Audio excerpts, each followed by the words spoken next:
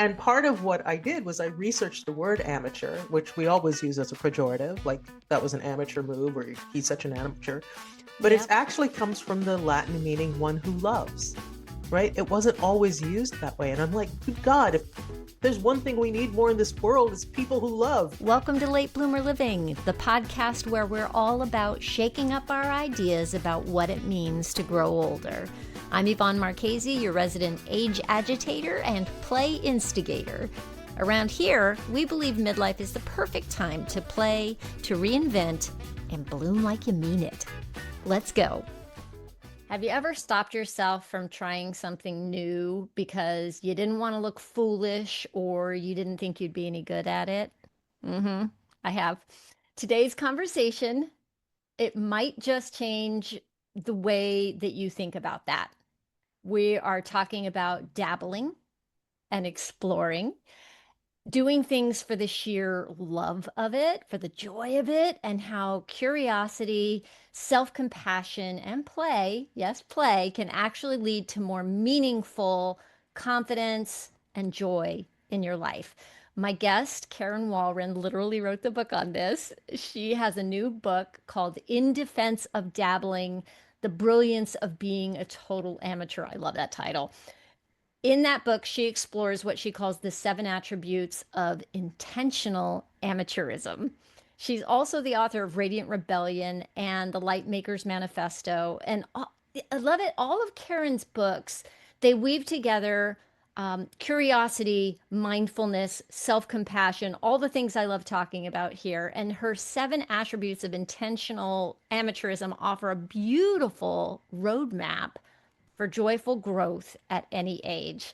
So stick around if you've ever felt like you're too old to start over or afraid to be a beginner again, because Karen's take on embracing our inner amateur will inspire you to loosen your grip, get curious, and rediscover the joy of not having to be great at everything. So without further ado, here's Karen Walrond. Hi, Karen. Thanks so much for being with me today. Oh, it's such a pleasure. Thank you so much for having me. I'm thrilled. I loved Radiant Rebellion, Thank and you. I learned so much about you and how much you and I actually have in common. I was like, oh Nice. my gosh. And In Defense of Dabbling feels like the perfect follow-up to that. So I wanted to ask you what inspired you to explore this idea?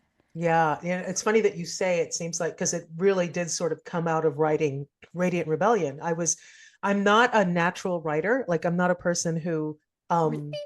well, I mean, like I have a thesaurus nearby, and I really have to sort of spit everything out and then go back and edit. It's not That something makes that, me feel so much better. and so as Mhm. part of writing Radiant Rebellion, every now and then I'd get stuck or something like that. And what I would do was I'd go into my garage and take an old hula hoop that I have and just sort of hula hoop, like sort of the stuckness out, right? And occasionally I would, as I was hooping, I would take a selfie, and occasionally I would share that selfie on Instagram.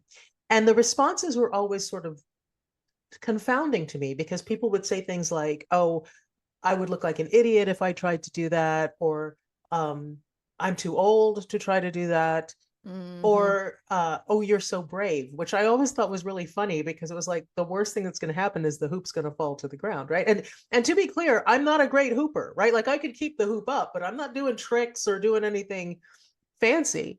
And so I was really interested in this, in what keeps people from doing things or trying things, especially things that have absolutely no repercussions if you fail at them, right? Like the fact is, if the hoop fell, so what, right? Like Yeah. that wasn't a big deal.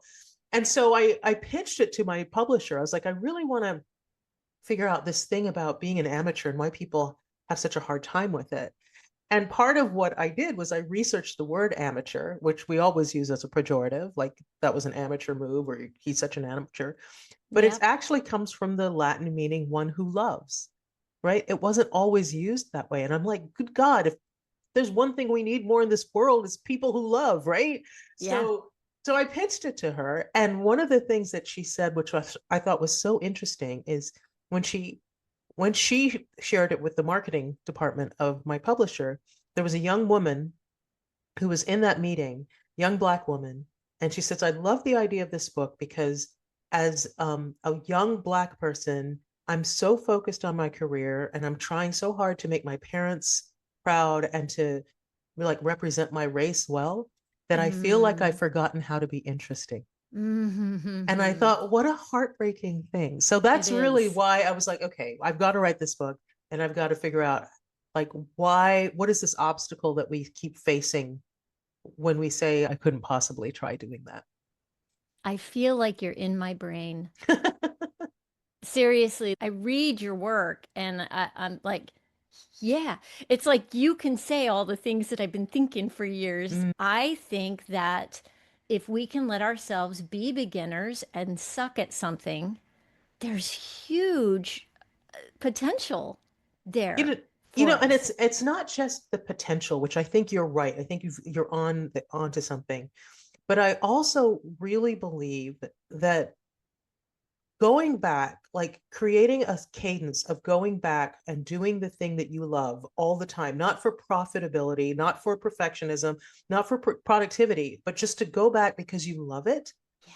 I literally have come to believe that that is a self-compassionate, self-transcendent way to live. So yes, you keep going back, you are going to get better at it. There's all this potential of the way that you can become really great at this thing, but even more importantly is the way that you like use this thing to rest and recreate, right? So that you can go back to your regular life and deal with all of these other things in your life that actually do matter, right? So if you're doing something that allows you to stay in touch with the 7 attributes of intentional amateurism, so allows you to practice curiosity and self-compassion and play and connection and all of these wonderful things, when you go back to your regular life, you can more easily access curiosity and self-compassion and play.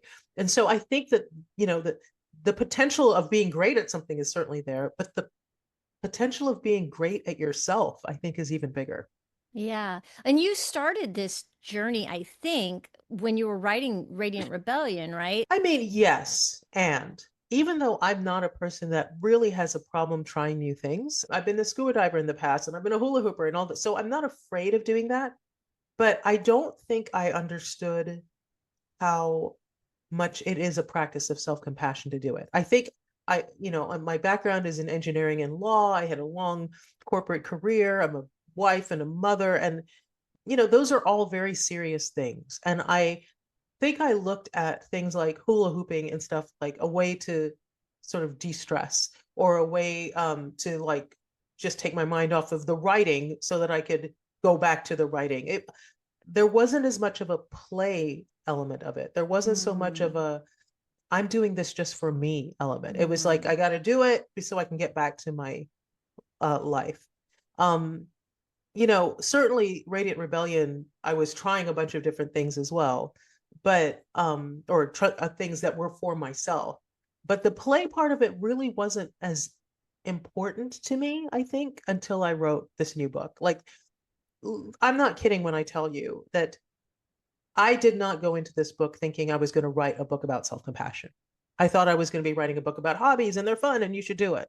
Um, but by the end of the book, I'm like, oh, no, no, no, no. Like, really, everybody needs something like this, especially those of us for whom maybe yoga doesn't feel natural or meditation doesn't feel natural. Like, a lot of those benefits that feel sort of foreign to us, we can get by losing ourselves in an avocation that gives us those things like self-compassion and allows you to lose track of time and allows you to delight yourself in what you're able to do. It didn't even dawn on me that that was the book I was writing until I got to that's the end of it. fascinating. That's Yeah. fascinating. I'm a believer. It's my deep personal inquiry right now is how to incorporate more play into my life and not just for the moments when I'm playing, like when I'm on my roller skates. Yeah. What I love about being on my roller skates, by the way, is how much focus it requires of Right. me. All of my thoughts, worries, anxiety about what's happening in the world, what's happening in life, whatever, it drops away because Yep. I am completely focused on the now, the moment. It's that feeling of being in the zone, you know? Yeah. And I Yeah. am just like, how, give me more. And how can I do it? How can I get that sense of playfulness when I'm working? Yeah. When I'm doing the grind type stuff that I have to do as a photographer. If I'm shooting a photography session with somebody, purely in the zone, play, I'm with Yep. the person, I'm having a good time. But when I have to send out contracts and Yeah. blah, blah, and I'm finding that the time I give myself to roller skate does give me that access Yeah. point Yeah.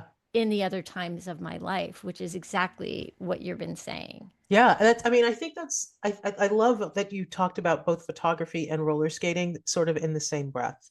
One of them is your profession and one of them is your play fashion, right? Like, right? Like that's the thing I that love you're, that. that you have for fun. And what I love about the fact that you've done both of those things, I don't know this for a fact, but as a photographer myself, and that's one of my play fashions, right? Hmm. It is a different thing when you are shooting just for yourself and when you are shooting for other people, right? And that's True. not to say that you can not have fun and all the things that you said, but when somebody else's opinion matters, it becomes a different thing, right? Hmm. And so, like for me, I could never make photography a profession, but writing, which was a hobby of mine, I have made into a profession. And so I don't want to ever suggest that the thing that's fun shouldn't become your job. I think sometimes that's exactly what you should do. But I would argue that if you do that, then you need another hobby, right? Like you need Ah, something yes. where it's literally just for you. And what you just, how you describe roller skating, like when I wrote the book with these 7 attributes, I tried something new for each to explore each of the attributes. But the truth is that when you find that thing that you can't help but go back to, the reason that you have so much fun at it is it because it allows you to play with more than just one of those attributes. So like what you just said about roller skating, you said there was play. Well, that's one of the attributes.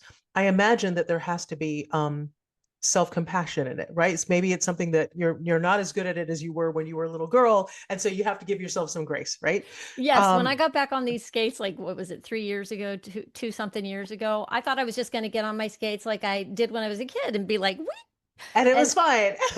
I And of was course terrified. you have to give yourself grace. I had The months of the wobbles, Of to get course. past. Yeah, Exactly. yeah. Mindfulness, what you just said about I can't focus on anything else. So it Hmm. allows you to do mindfulness as well. Maybe even a little stretch your comfort zone. Maybe you're going to try a new little trick this way, right? Like something that'll allow you to be a little bit daring, right? So maybe if it sounds like you skate not in a rink but out in the open, and so maybe you're accessing wonder and awe with your surroundings. So Can all we of go these over the different seven things. attributes real quick? Just Absolutely. okay, cool. Yeah. So the 7 attributes, and I'll just read them first, right? Hmm. Are curiosity, mindfulness, self-compassion, play, expansion of your comfort zone, connection, and wonder and awe. And what I love about these things, the reason I came up with them was because I was afraid that when I tried things, that I would fall into that perfectionist mindset. And if I was bad at it, then I wouldn't want to share it in a book because I'm like, okay, people are going to read it. I don't want to look bad. So I was like, no, that's the point, right? Like if I look bad, I need to share that. And so if I can stay tethered to these things, then the perfectionism would fall away because it's not about being perfect at it. It's about staying in curiosity or staying in Yeah. mindfulness. So Yeah. that's why I did. So curiosity is about something that really just you're interested in learning more about, but it's also being curious about yourself as you go through learning it. And like, why am I so elated when I was able to do this very simple thing? Or why am I so crushed if it didn't work out? And there's no reason, I'm not getting paid for this. Like, it's not like, what is that about? And getting curious about yourself. Hmm. Mindfulness is what you're saying. Total focus allows you to kind of let the world fall away. Maybe even because you have to, because you've got to focus on this thing that's right in front of you. Self-compassion, for this one, I actually returned to playing the piano, being able to like doing something that I used to do really well. And it had been decades, and I knew I wasn't going to be good at it. And how could I access grace as I'm going through it and not being as perfect at it as I thought? Play, again, it's another one of those you lose track of time. It's just so much fun that you're just losing track of time.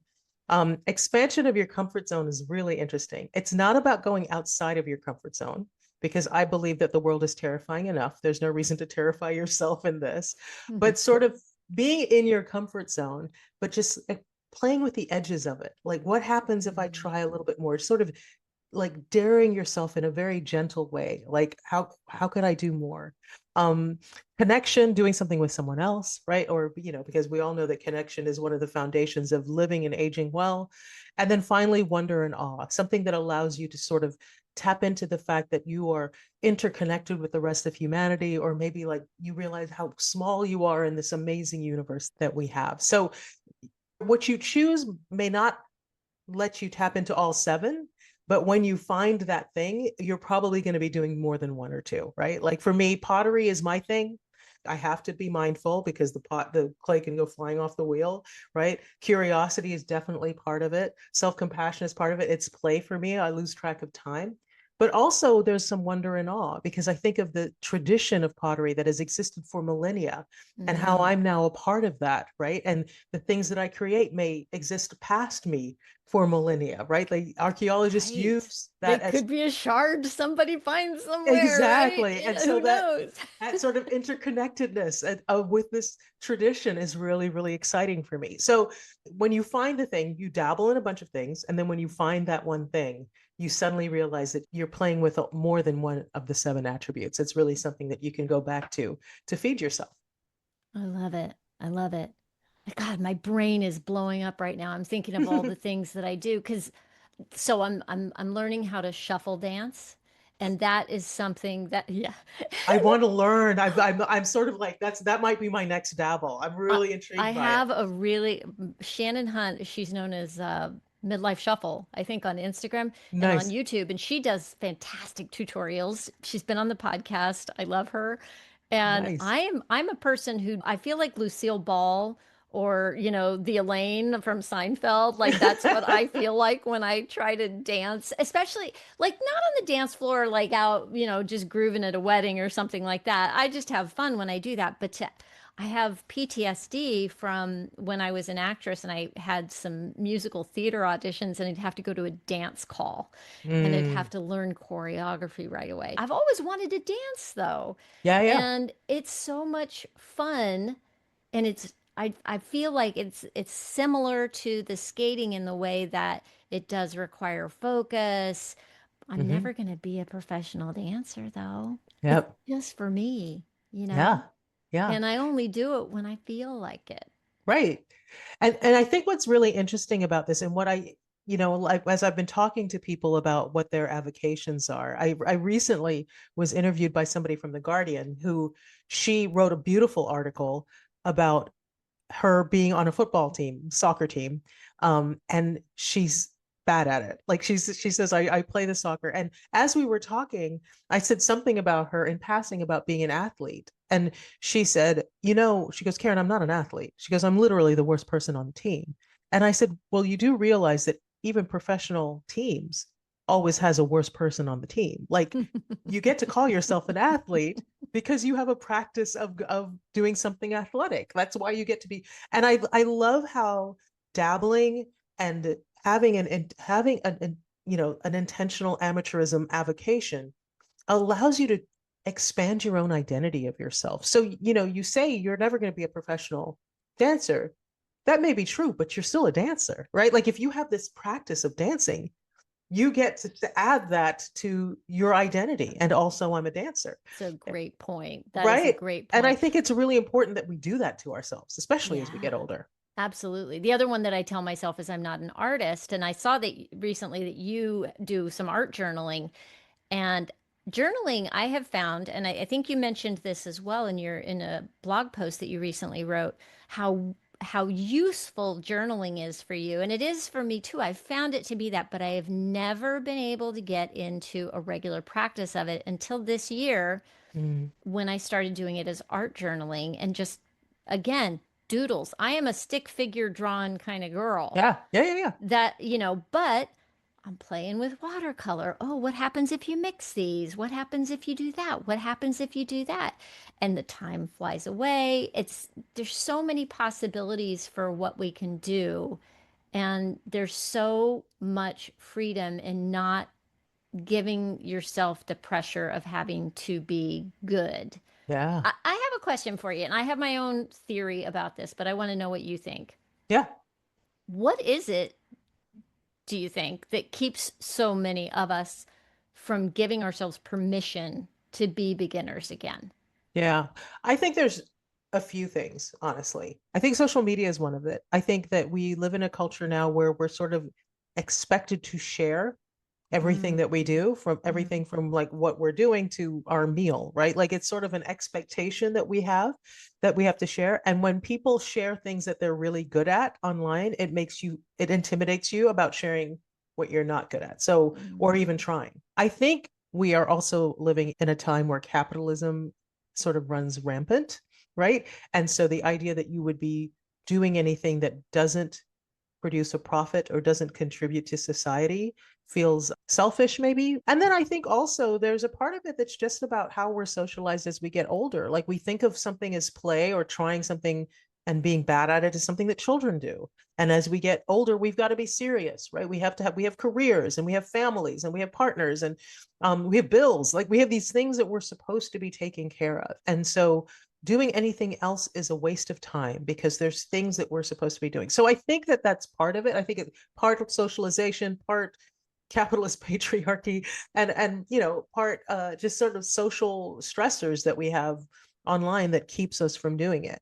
My argument is that nobody has to know that you're doing any of these things, right? Like nobody says that you have to put it online, right? And that was actually one of the struggles of finding people to interview for this, is because there were a lot of people who I knew had these little things that they did, but they were quite quiet about it. They didn't share it mm. online. And I understand the instinct now, because like pottery is one of the things that I've been doing. I have a pottery Instagram feed, mostly because there's going to come a point where I'm going to want to rent a studio for myself. And most rental places want to see your portfolio. Oh, Otherwise, they're like, why are you building a bomb in the studio? Like, we want to see that you're actually doing it. wow. So I started one, but I don't really advertise it that much. And it's very small, like as opposed to like my regular Instagram where I share that where I'm writing. But there's this sort of instinct of like, no, no, no, no, this is for me. This isn't for anybody else. And that's a lovely feeling, right? Like I have this little private life where I do this. And it was hard to find people because they all had these little private lives. And I had to sort of find people who knew people who knew people to make introductions so I could ask them about Yeah, I just got the book yesterday. And it. so I haven't been able to truly dig in yet, but I did kind of take a quick look at your intro and I looked at the seven attributes. Can I tell you how much I love that number one is curiosity? Tell me. I love it. I honestly, I think that curiosity, if we can lean into it, is a superpower. Yeah, It is the first step towards self-acceptance and reinvention starts there.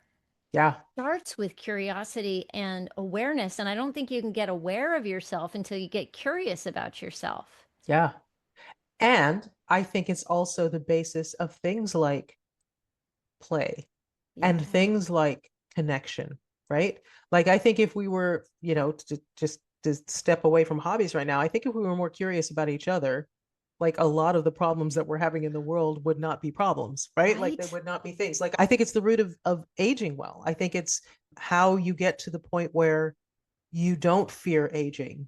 You are more curious about who is this person I'm becoming, and what would it look like to take control of what aging looks like for me and wrest it away from what society says aging is supposed to look like for me. Curiosity, I think, is the basis of joy. It's the basis of a lot of things. Creativity, like it's definitely something that I don't think that we exercise enough. And that's the beauty of having this avocation, because it allows you to exercise all of these things so that when you're out in the world and something pisses you off and it seems minor, you've already sort of exercised, like when the pottery falls apart or when you tripped Mm-hmm. over something on your skates.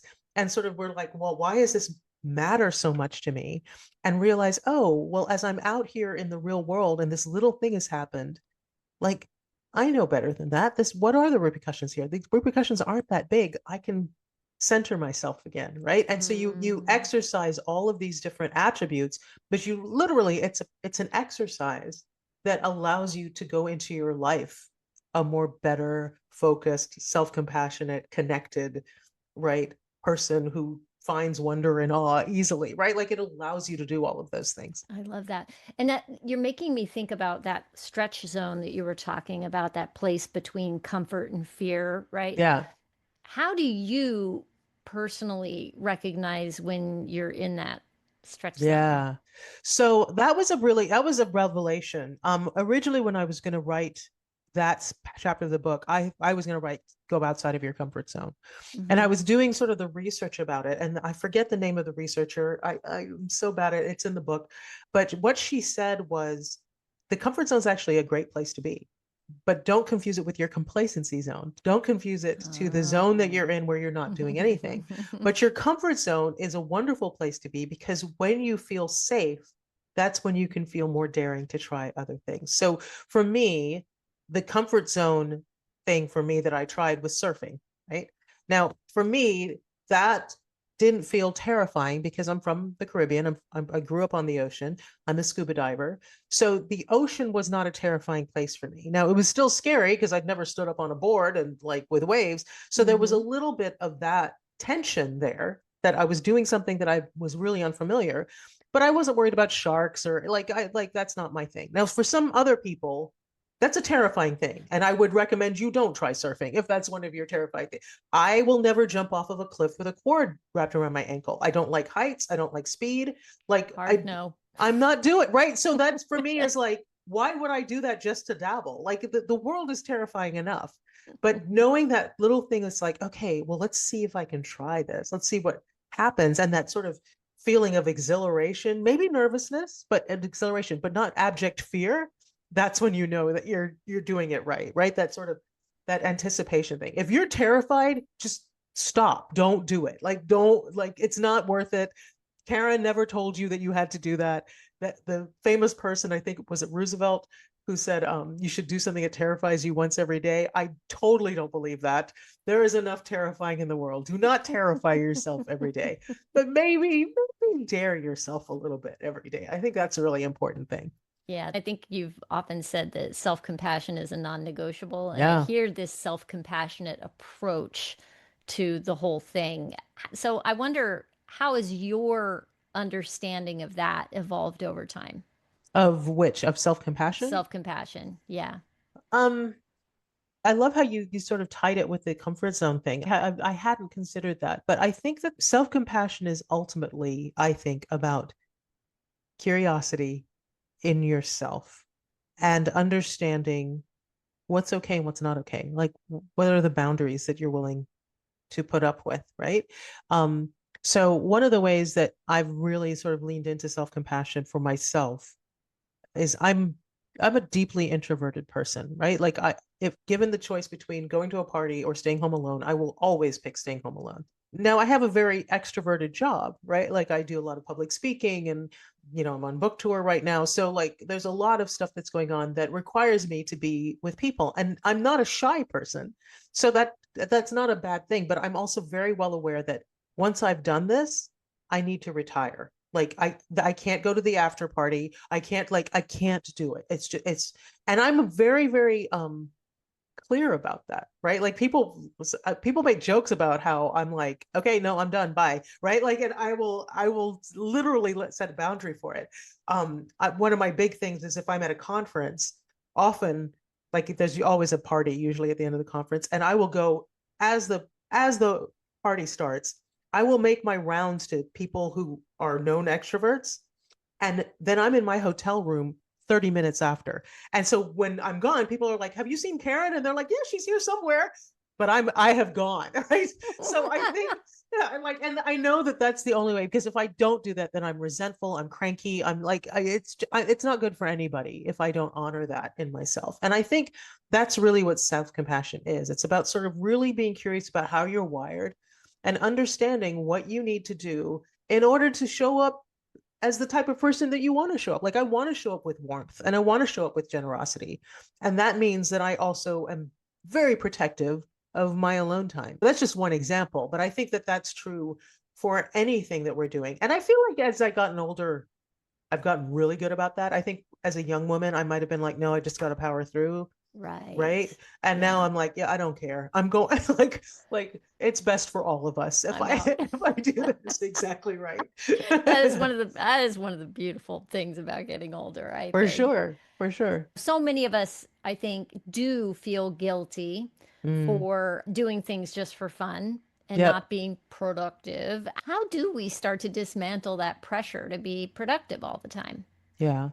So this is, and I always say this is sort of the woo-woo part of any time I talk about this sort of thing. And it is tapped into self-compassion, right? Hmm. Um, if we think about the planet, right? Everything that we deal with on the planet is cyclical, right? We have seasons that, come and go. We have the moon waxes and wanes. We have tides rise and fall, waves crash to the shore, go back out. Even the way like we live, like we sleep, we wake up, we sleep, we wake up, we inhale, exhale. Hmm. Everything is cyclical. And Yeah. I feel like there's this idea that there's virtue in just going and going and going and going and going, contrary to the way that we're literally hardwired to be in a cycle. And I think that we are at our optimal best when we cycle, when we do that cyclical thing, and rest and recreation is part of that cycle, right? It's how we show up it's how we're hardwired to show up. It's our source code. We're Yeah, supposed I to, was looking at something. Sorry to interrupt, but I was yeah, looking no. at, I'm all pointing to my guns here because I was looking at something that was like talking about the building of muscle and how important, like, you're taking the, when you do, like, when you lift weights, you're Yeah, literally tearing your muscles, yeah. and that sends your body signals to send healing. Mm, All the healing goodies are going to yeah. go there and they're going to do that, but you got to rest in Yes, you have to order rest. for that to happen. So if you just keep going and going and going, you just You you no you can recovery time. you have to do it, right? Rest Yeah. and recreation are our birthright. And so when you understand that I have to have this sort of cycle in order to be at my optimal best, then it becomes part of how you gather the energy to be productive. It becomes part of how do I gather the energy to go in and work hard at my job or go in and be a great parent. And the truth of the matter is, like, if you're a focused, conscientious person, you're never going to ignore your kids. You're never going Right. to ignore your partner. You're not going to ignore your job. Like that's always going to be there. So working in that time for yourself is important. And also, I'm not suggesting that, okay, you're a roller skater, so you should go roller skate for an hour a day every day, Mm-mm. right? And if you don't, you fail. No, no, no. Right. Right? I'm talking about you can't wait to get on your skates. And when you've got, whether you've got an hour this week or 15 minutes, like you're like hearing yourself like, oh, I need to get back on my skates. It's not about having um, a punishing chore schedule around this. It's about finding the thing that recreates yourself and being able to go honor it and say, okay, I'm being called to do it. I'm gonna carve out a little time to do it. Now, I travel a lot. I can't get to a pottery studio every single day like I'd like to, but I'm certainly not going to beat myself up about that. It's the next time I have time, I'll go into the studio and I'll play So, again. so here's a question that I have for you. Do you have like a go-to list of the things, like if you are traveling, Mm. that you know, well, I can't do that, but I can do this? I don't have a list, but I know I have things that I can do that calm me down, right?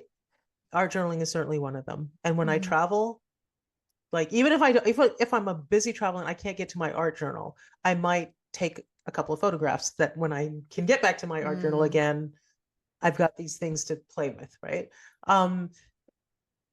Pottery is certainly something like after I'm sure as soon as I get back, I'm going to be like, I'm going to have 3 hours at the pottery as soon as I can because I really need to do that. I think it's important to be able to have a few things that you really love. But you know what? I'm not going to even prescribe that. If you got one thing that you love, like lean into that, right? Like lean into that. If you can't get it to it, the fact that you're dying to get to it when you can, I think is a thing. People have asked me, well, how do you stay committed to your avocation? And I'm like, it's not a question of that. Like, if it feels like a chore, then that's not your thing. Like, it should feel like I cannot wait to get back to doing this, right? Um, and if you've lost some of the skill of whatever it is, that's part of it, right? Oh gosh, I haven't been back, and so I can't do this thing. I'm not shuffling dancing like I used to, or I'm not skating as solidly as I did. And you give yourself self-compassion, go, okay, I know I was better at this a month ago. Let's figure out what that is and really sort of delight in how do you tap into that evolution. I think that's the thing that's more important, not the schedule, well, why even bother if I'm not making it 3 times a week, or why even bother because I had an injury and it took me 2 months to heal and I couldn't get back to it. Then you go back in and you start gentle again when the time is right and it feels safe, and you just capture that feeling again. That's the goal. It's not about being perfect. Yeah. So, I mean, you mentioned that, woo. I have a little bit of a woo question for Yeah. you, which is, um, how do you think that the that dabbling can be an access point to, let's say, spiritual growth? Oh, yeah. Well, um, my immediate reaction is the part with wonder and awe, right? Um, that's one of the seven attributes. And I think that taking religiosity out of spiritual growth, right? Like sort of that idea of understanding how interconnected we are and understanding that the world is so huge, the universe is so huge, and tapping into that. I think that you won't necessarily get it with everything that you choose to dabble in, but there are certainly things that you can dabble in that may make it feel a little more accessible. So the thing when I was playing with that, the thing that I did, I'm a photographer like you, but I love portraits, portraiture. And I was really interested in what would it take to photograph the Milky Way, which was very different from what I had been doing, the kind of photography that I generally do. I will tell you, spoiler, I wasn't good at it, because it's a whole That's different a thing. whole, yeah, we won't get That's into the technical right. on that, but that's a tricky thing to do. It's a Yes. whole different thing. But also, there I was with a new friend, in the desert looking up at the sky. And that alone makes you feel Yeah. special and part of something that's beautiful. And you contemplate this tiny little blue rock that you're on that's hurtling through space with God knows how many other planets. Like, that's something that's really sort of humbling and also massive and just glorious and big, and that the being able to have both of those things at once, I think is really lovely. And then, like I said, with pottery, for me, the idea that I'm a part of this tradition, like that's really something, and that I'm part of this interconnected group of people. So I think that you can you can access it. My husband's a mountain biker, and so that means he's out in nature whenever he's mountain biking, and he's like taking in the seasons while he's out there, and the animals and the birds. And there's something about that that I think is very, very nurturing to our spiritual health. And I think that your spiritual, anytime you nurture your spiritual health, things have got to get better. And then if you do practice a faith, that's another way that you can access God or Allah or, the universe, whatever that is, then more's the better. Yeah. The other thing that when you were talking about surfing, my mind immediately went to paddleboarding, which is Mm, something that I love to do, and that I do get that sense of wonder and awe, and it is putting me right on that edge of my comfort zone because I have to, again, it's like being on the skates. I have to focus to stay up on the board. yeah, But man, there, Karen, there's something that happens if I've got that paddleboard under my arm, and it takes some work to get there, and I have an inflatable one, so you got to pump it up, and right. it's a commitment to go. But boy, the minute my feet hit the water as I'm Mm, walking in with that board. mm. Whoosh, everything, and there's something about it where I feel like I am part of. Sure. I'm like it's just moving me right now. I'm just like, oh my gosh, this is amazing. It's so wonderful. And Yeah, I mean, I'm not a paddleboarder, but I make up that it's very difficult to paddleboard in places that are hideous. Like generally speaking, you're on a large body of water that generally you're in nature, you're on the ocean, like you're doing like you're in it. And yeah, I remember the last time I was out with my camera in the UK, I split my time between Bath, England, and the United States. And I was in Bath and I was walking over a bridge just with my camera, and there were these two friends who were on their paddle boards that were paddling under the bridge and through the woods. And I remember thinking, how beautiful for them, right? To be on this, having this conversation. I made up that they were really good friends and they were on this paddleboard and it was silent, but for their conversation. And as they went, I managed to catch it as they walked by because I was taking like cheeky photographs of them because it was just so beautiful, sort of watching them go. And as I went, like a stork came flying low over the water and went off, and I thought, what a magical moment for these women. And I'm so lucky I got to take a photograph of it, but like actually doing it, right, must have felt so yeah, magical. So yeah. yeah, I have no doubt. And I think that that's something that I think for me, like if I were to do paddleboarding in the past or swimming, one of the things I did was a swimming practice to explore mindfulness, or even hula hooping, I would have approached all of those things as my workout, right? Like the point was to work out to stay healthy, right? To Mm-hmm. keep my physical health. Mm-hmm. Um, and the idea of being able to do something like that and instead tap into something totally different, like the mindfulness, yes, it's workout, but it's also like the cadence of hearing the splash and like sort of just Mm-hmm. meditating and counting breaths while I do that before I breathe again. Like that's, yeah, of course, my body is going to reap the benefits, but also my mind is doing some really amazing things while I do that. And so approaching these avocations with more than just, oh, I do this for my health, or I do this because I knit because um my mother knit and I just need a sweater tonight, right? Like instead of like the meditation of knitting or the meditation of decorating a cake or the feeling of flying when you're on skates or the feeling of flying when you're on aerial silks or whatever the thing is that you do, like that emotion, like that's where the healing is, right? Like that's where the joy really comes from. Yeah. Ah, it's a beautiful thing. By the way, after reading Radiant Rebellion, which is the first time you had mentioned the hula hoops and Yeah, your journey to do it, because you were talking about how you were not an athlete and you yeah. know the team sports, and I was like, yeah, same, same, same. And the minute you mentioned hula hoop in that book, I was like, ah, I used to love hula hooping, and so I do have a hula hoop in a shopping cart online Nice. right now. Is I'm it a getting real ready to one? Like it has to be a weighted one. a Like it has to weighted, be yes, good, yes, because yes. the toy ones don't work. Yeah. I'm Perfect. I'm very glad to hear excited it. to I'm very excited to get a hula hoop. I can't wait to hear how it goes. So, last question that I have for you is if somebody listening right now feels, I don't know, stuck or not even sure where to start, Yeah. because sometimes we don't even know what we like anymore. What do you think would be a good first step for them? Okay, well, let's just do the shameless plug first of all. So the book in Defense of Dabbling has like 7 pages of I think over 250 potential dabbling activities at the very back of it. So if you buy Nice. the book and you flip to the back, there's everything from bouldering to twerking, literally in the book, right? As sort of inspiration, right? I love So it. you could do whatever you. So that's one thing. But we'll put that aside. Um, as you've mentioned, I'm a big journaler, and I really think that you should write it down, or at least keep a notes app of things that you see that are like, oh, that's kind of cool. And the reason that I suggest that you write it down is because, like, let's say you're at a Renaissance festival and you see a dude juggling, right? And you think, oh, that'd be really cool. I would love to learn how to juggle, and then you move on.